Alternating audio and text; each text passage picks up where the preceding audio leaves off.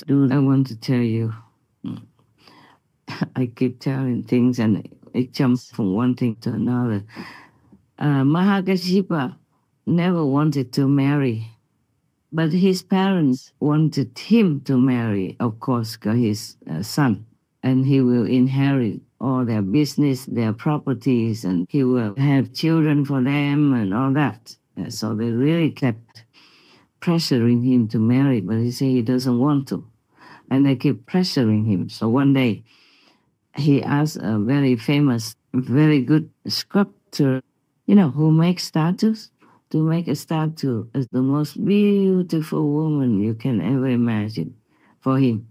And he brought it home. He said, parents, if you want me to marry, this is the kind of girl with virtues, with the heart who wants to also devote to spiritual practice. Then I will marry her. Oh, that was difficult for the parents to find such a beautiful girl. They didn't even know where. And then he said, okay, then let him leave home to beg for alms everywhere in the world, anywhere in the country at least, to find that woman for them. So the parents, because of the prospect that he is going to marry, let him go. So even then he was very young, but he already had this kind of monk mentality, monk spirit, monk's heart. So he went out, left the family behind, taking nothing, and with a begging bowl, went for alms and walked from one place to another, making that excuse just to find a spiritual teacher worthy to teach him. He was very intelligent as well. He knew many things, he learned everything, and he was perfect in many ways. So many teachers also could not continue to teach him anymore. But as fate would have it, the parents somehow had a friend who found this beautiful girl who looked exactly like the statue that he had made, even though he never met her before. So he had to marry. And the girl that the parents wanted him to marry also had a similar spirit like him. Didn't want to marry, just wanted to find a master and practice spiritually. So somehow she was very sad to have to be forced to marry because her parents were so eager to marry her because his family was very, very rich and he was also good looking, educated, virtuous, gentle, sweet and all that. So she could not, argue with the parents. In the old times, whatever your parents said to you, you just had to obey. Especially in the matter of marriage, they picked your partner for you. They picked your husband, your wife for you, and you couldn't say no. Yes, but mostly they would consult their astrology, the expert, to see if both of them have a compatible spirit, like almost the same things, and have similar family heritage, our richness. Otherwise, there might be conflict.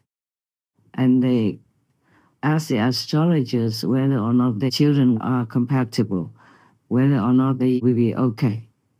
Many other things they ask to make sure before they marry their children to each other. If that family has money and all that, otherwise, if it's just a poor family, they just do it. Mostly, maybe they couldn't care too much. They couldn't afford too much. Now, both of them married, but they didn't know each other before, of course.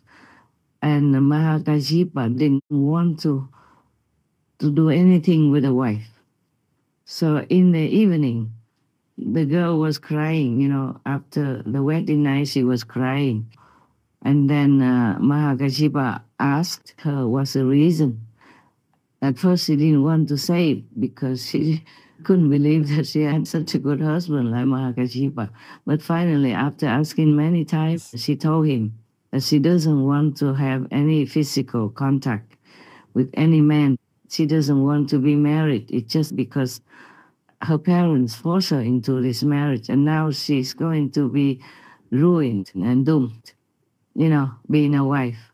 So, he was so happy to hear her say that. She just wanted to practice spiritually, wanted to find a real master. She didn't want any kind of mundane, physical, thing at all.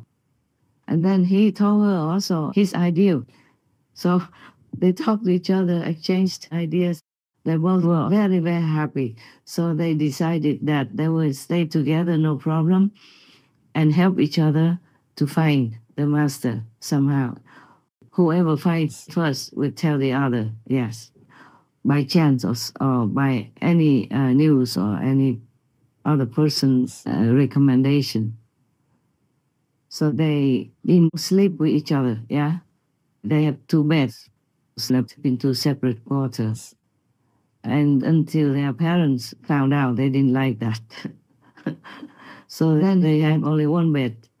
They were forced to sleep in 1 bed together. But then they had the solution, like one slept and the other walked around or sat in meditation in the other corner, on the floor. And they took turns to do that. Therefore, they never had to sleep together, touching each other in bed. That's the kind of marriage they had. I remember many years ago, I read a story about a couple, not for spiritual reasons, but for a bet, that they slept together, but they never had any physical, contact until 5 years later. Then they won the bet. Their friends wanted to bet them because they're beautiful and handsome. So they bet that they could not do that, but they could in all honor. And they had cameras and all that to prove it. So in the end, they got a lot of money from the bet, and they could afford to buy good things or bought a new house. It could happen if you have determination in your mind that you do that for some purpose. You marry for some purpose, but not to have this kind of intimate physical togetherness. Yes, it's possible. That's how many monks also become celibate, because they also train themselves. They use their mind power to control their urge, their hormonal desire. Monks and nuns do that. If you live in a community only with men, if you're not kind of homosexual or bisexual or something like that, then it's all right to live together. Nobody would feel anything. That's why one of the Buddhist principles, is that they ask you whether or not you are a normal man or you have a tendency for the same sex or for both sexes, things like that, before you are accepted to be in monks or nuns community, to take the vow. I told you before. And if you live together only with women, nuns together, then I guess you don't contact much with outside people unless for some necessary short time. Then you probably will have no problem with that. No problem. You just keep yourself busy. You read sutras, you read the Bible, you read all kinds of saint stories, you do charitable work. Then you will never have time for physical desires. The same with the monks, unless sometimes it happens naturally because of too much hormones in their dream or in their sleep.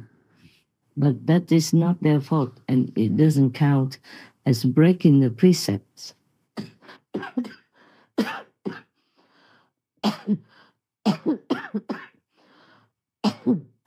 Don't worry about my cough. It will be okay.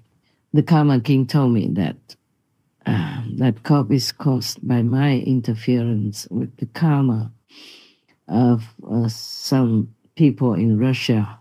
Some of the Russian fighter soldiers who were released came back home, and they molested or killed other Russians who had nothing to do with them. It's just their tendency is like that. Or there have been criminals in jail before, and the government of Russia converted them into battlefield soldiers. And when they came home, they just do the same thing they did before. And I interfere with some of their karma, and that's why I suffer extra as well. To prevent their criminal deeds and to help their victims.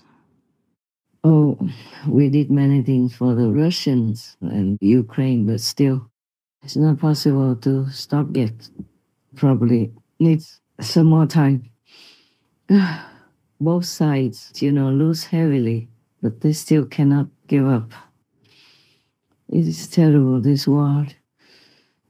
Sometimes I feel myself I could not bear the suffering of humans, of animal people, of trees, plants, insects, and everything, even fish, people, and small things. Snail people, they are in the garden or on the street, and people walk around and step on them. Oh God, imagine all these shells piercing into their sensitive, soft body. Oh, terrible. They have the shell because they need to protect themselves. But then when it's crushed into their body, oh, it's horrible. Everything hurts me in this world. I don't know how I can bear it so far. I just try to forget. And ask heavens to bless them, to lift them up, to liberate them from their miserable fate. So everything you do for others, mind you, you will bear the karma, okay? It's not possible that you help someone and you become karma-free. It's not like that. Somehow you have to bear some.